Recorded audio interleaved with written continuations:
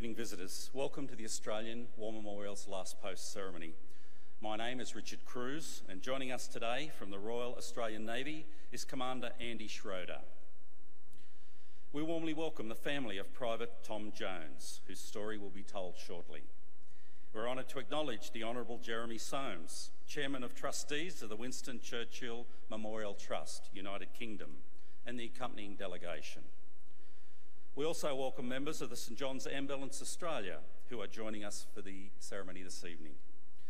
We welcome the veterans who have served, those that are still serving, and the families that love and support them. We acknowledge the members of RSL and Services Clubs Association, RSL Victoria and RSL Queensland, who are watching the broadcast of this ceremony across Australia. During this evening's ceremony, wreaths will be laid at the base of the Pool of Reflection by family, visitors and students on behalf of Mill Park Primary School from Victoria. I invite you all to please stand and join in singing the National Anthem.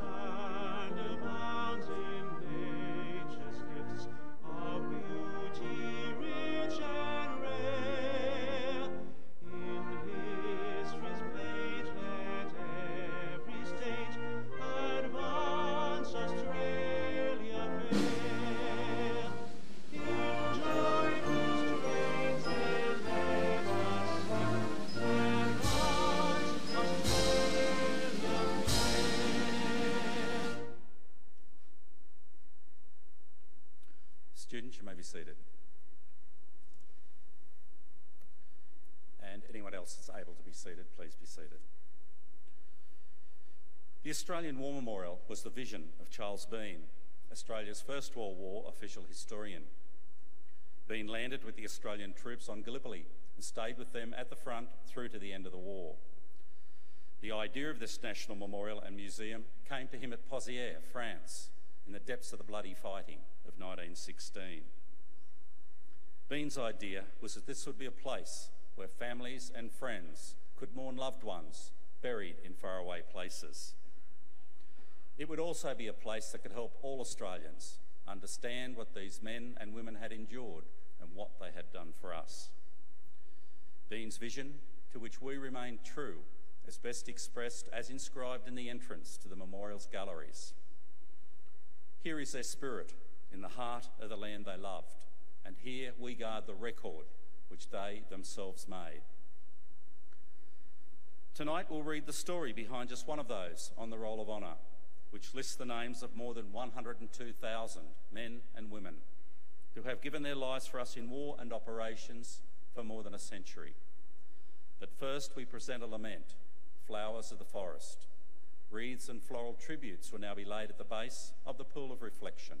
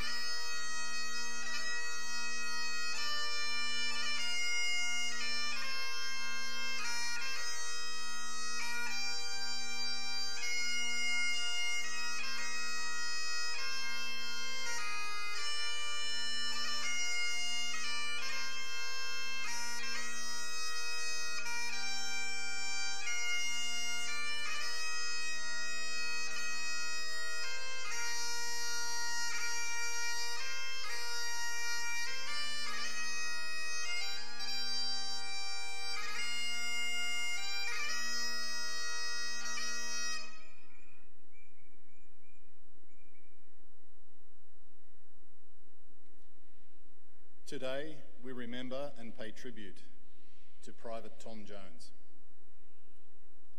Tom Jones was born in 1893 on Euglow Station near Condobolin, New South Wales, to William and Louisa Jones.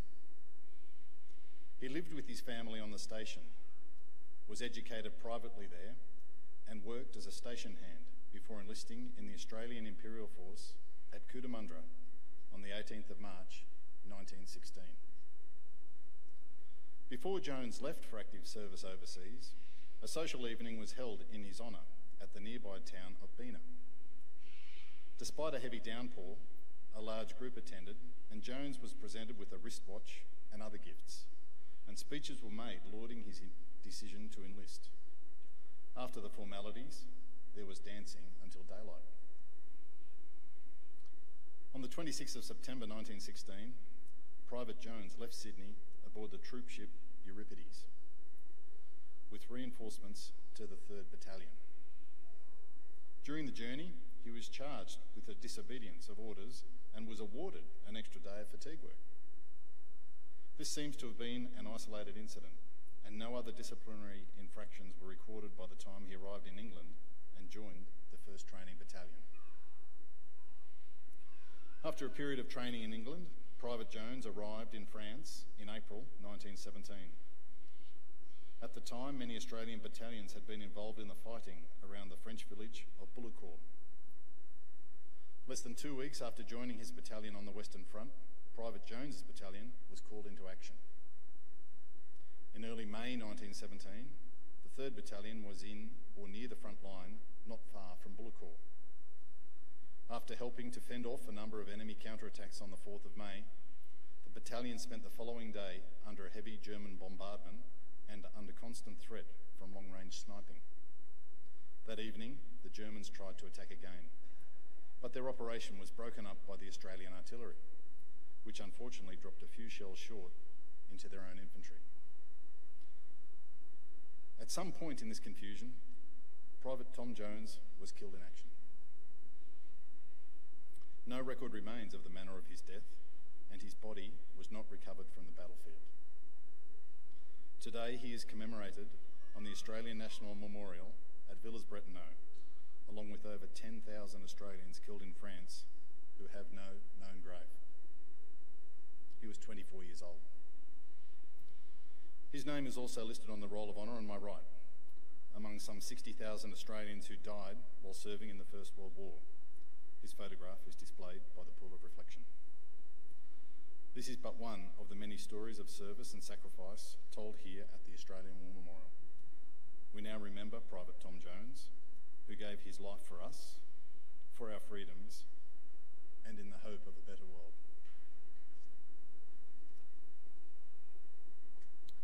Please stand for the reading of the ode and the sounding of the last post.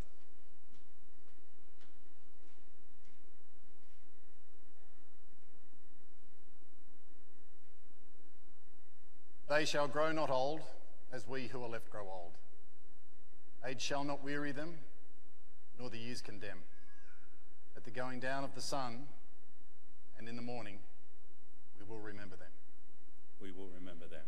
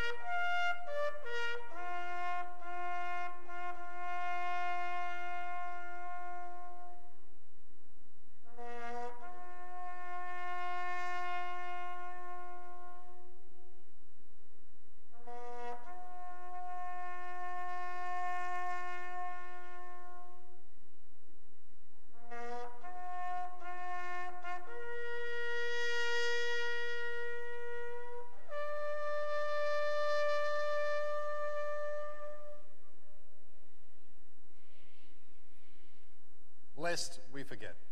Lest we forget.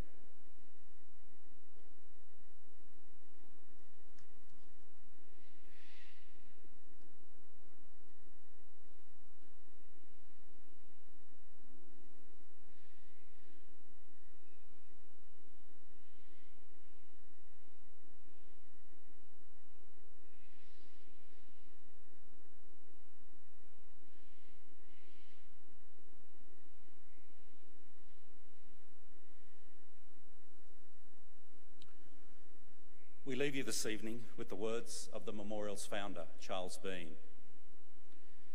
Many a man lying out there at Pozières or in the low scrub at Gallipoli, with his poor, tired senses barely working through the fever of his brain, has thought in his last moments, well, it's over.